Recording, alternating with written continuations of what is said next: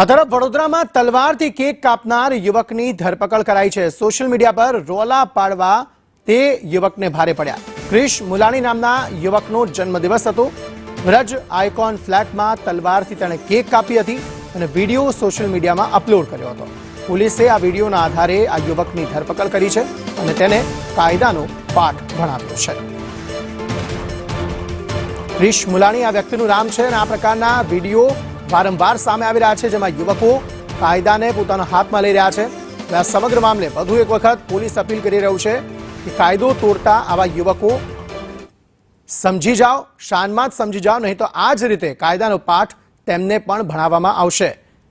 આ પ્રકારનો એક વિડીયો ક્રિશ નામના યુવકે બનાવ્યો હતો। તલવારથી તેણે કેક કાપી હતી। આ સમગ્ર મામલે હવે પોલીસે વધુ તપાસ હાથ ધરી છે।